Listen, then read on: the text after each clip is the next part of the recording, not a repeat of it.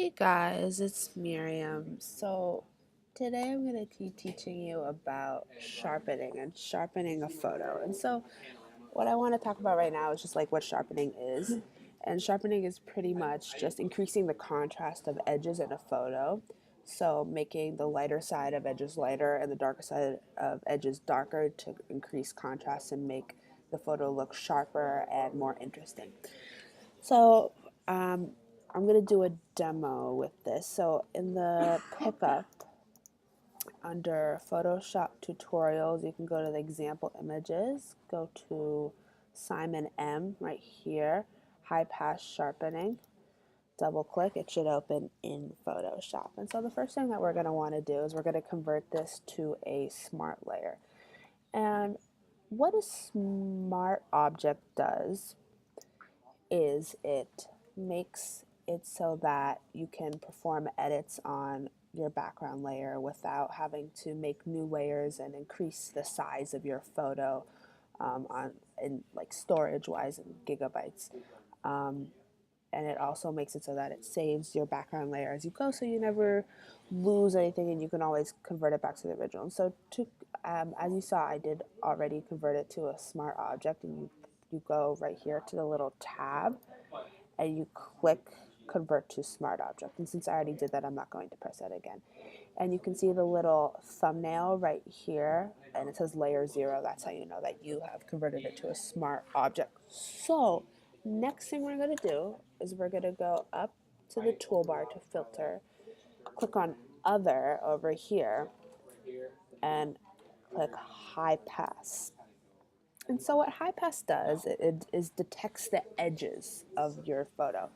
So if we look at our radius over here, we see that right now we're at 2.7 pixels, and that's kind of where we want to be, because we want high pass to detect our edges, but to a certain length, because if your high pass radius is too large, you're going to have an overly exposed high pass. So it's detecting every edge, every part where colors change. But we only want to detect like the very defined edges, like the transition from black to tan on the cheetah, or and that's pretty much it. So we don't really want to get that background, which is why the background here is kind of gray. So we're going to want to set this to about 2.8, 2.7, somewhere between 2 and 3, whatever floats your boat.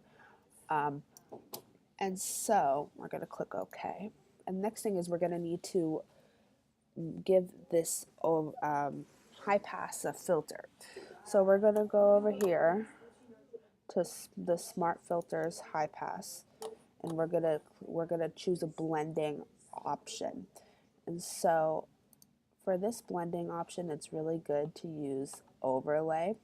You can use soft light or hard light, but overlay is kind of like, I don't know, like you could say it, you can kind of say like it's the Goldilocks, like it's just right. Soft light is a bit soft, hard light's a bit hard, overlay is just right. So soft light's going to give a very soft, sharp, like soft sharpening.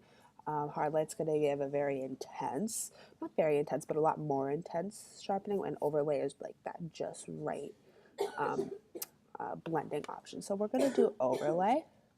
And as you can already see, the image has become a lot more crisp looking. You can detect the edges. And if you think that it looks too sharp in a way, you can always change the opacity of your blending option. So you can put it down to 50, put it down to 70.